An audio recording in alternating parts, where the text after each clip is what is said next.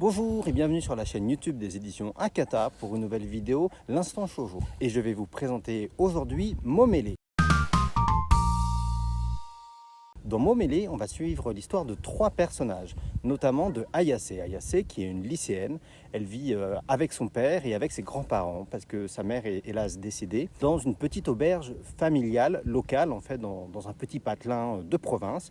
Et il s'avère qu'au début de l'histoire, financièrement c'est un petit peu difficile et les grands-parents de Ayase décident qu'ils vont transformer l'auberge familiale en une pension pour des étudiants et des lycéens qui auraient besoin de loger, voilà, parce qu'ils habitent trop loin de l'établissement qu'ils fréquentent.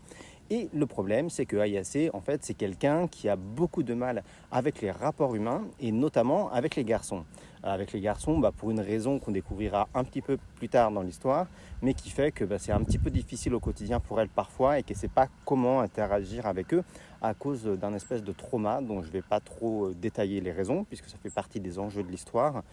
Et à cause de ça, elle ne veut pas et elle a tendance à fuir les rapports humains avec les garçons. Et pas de bol, les 2 personnes qui vont arriver dans la pension familiale, ça va être 2 lycéens, 2 garçons, et notamment 2 garçons qui fréquentent le même lycée qu'elle. Donc à partir de là, ça va poser d'autres problématiques parce qu'un des 2 garçons, à savoir Matsuoka, lui, il a un problème avec les filles. On ne sait pas pourquoi, mais manifestement, il a aussi un lourd bagage relationnel, émotionnel, qui fait que il a tendance à ne pas faire confiance dans les femmes, globalement.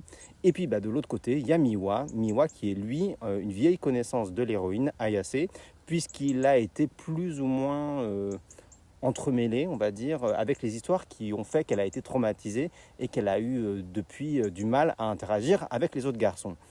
Sur ce pitch de départ qui ressemble à un triangle amoureux, vraiment la mangaka, elle va regarder les rapports humains à l'adolescence et comment on fait en fait pour communiquer, aller au-delà de ses propres traumas aussi et apprendre à aller de l'avant en sachant exprimer aux autres c'est quoi son mal-être, c'est quoi les problèmes qu'on a eu ou pas d'ailleurs dans le passé et pourquoi on se comporte comme on se comporte avec plus ou moins d'aisance et de naturel. Évidemment, assez vite dans l'histoire, on va comprendre qu'il y a des sentiments qui vont s'entremêler dans tout ça. Et Ayase, elle va être très mal à l'aise parce que elle a 2 garçons qui lui tournent autour, alors qu'elle, c'est quelque chose qu'elle a tendance à fuir, mais de gré et de force, parce qu'elle habite dans la même bâtisse, on va dire, que 2 autres garçons, elle va être forcée d'apprendre à communiquer et discuter avec eux. Je ne peux pas trop vous détailler les traumas et les raisons qui poussent tous ces personnages à habiter loin de chez eux, à venir habiter dans la pension. Ayase non plus, pourquoi c'est quelqu'un qui a du mal avec les garçons et les autres personnages masculins et globalement les interactions sociales.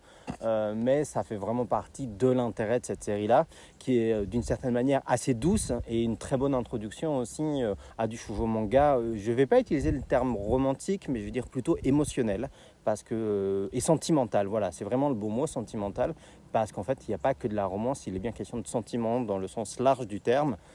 Et sans vous spoiler, ça fait partie aussi des tenants et des aboutissants de l'histoire, avec notamment des révélations qu'il va y avoir dans le tome 2. Parce qu'on a 2 personnages masculins avec des comportements assez différents. On en a un qui est très introverti et qui du coup a du mal à exprimer ses sentiments et ce qu'il ressent, et même peut-être à comprendre tout simplement ce qu'il ressent. Et puis on a un autre qui est très rentre-dedans, très lourd, qui est vraiment avec un comportement bien insistant et qui a tendance à utiliser des mots avec beaucoup de légèreté, les mots comme je t'aime et tout ça, il les balance peut-être avec une aisance qui cache quelque chose en fait. Et voilà, tout ça va être développé dans l'histoire et de manière assez étonnante et que j'avais pas forcément vu venir quand je m'étais lancé dans les premières pages de ce manga. Quelques mots sur le contexte de publication de ce manga-là. Donc Kojikoi a été publié dans les pages du magazine Sylph. C'est le magazine par exemple qui a prépublié un manga comme Celle que je suis. Et voilà, donc c'est un magazine qui est très axé, on va dire cross-média, et aussi qui s'adresse d'une certaine manière à un public féminin très fan de jeux vidéo, de light novel, ce genre de choses.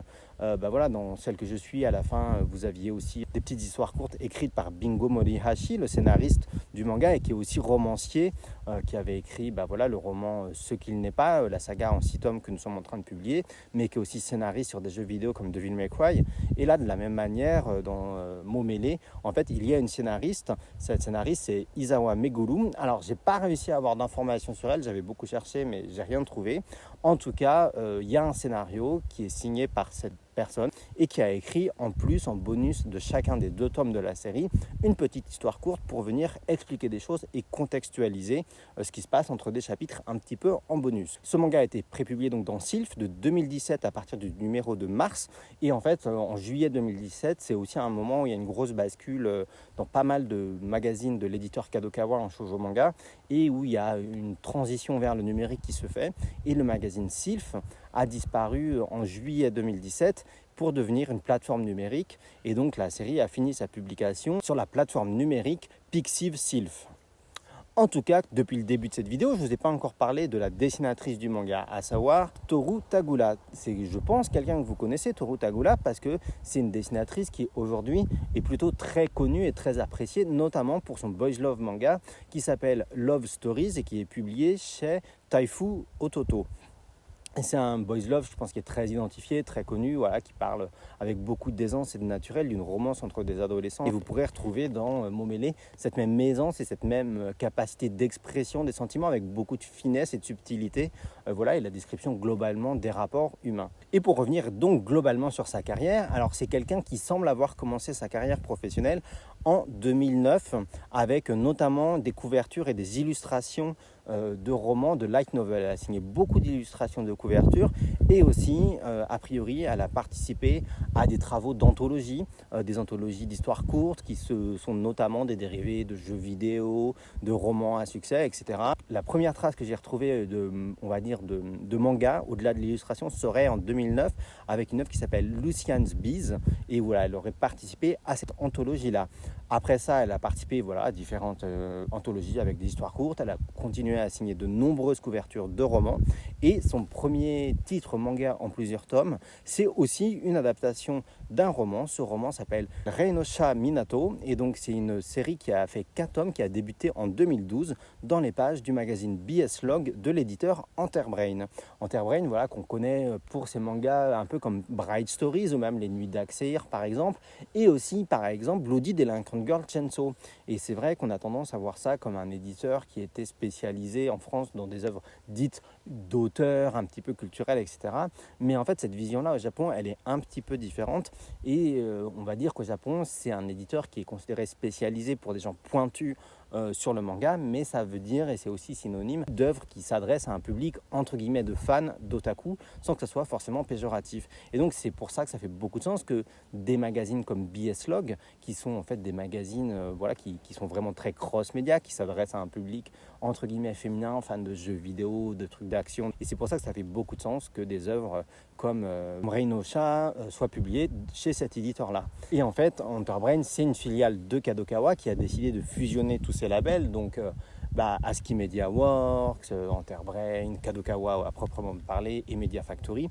Et donc voilà, il y a quelque chose de très cross-média, ce qui est logique finalement quand on retrouve quelqu'un comme Toru Tagula au dessin d'une œuvre comme Momele dans un magazine comme le magazine Sylph. Voilà, tout est connecté, il y a une vraie logique dans l'évolution de sa carrière.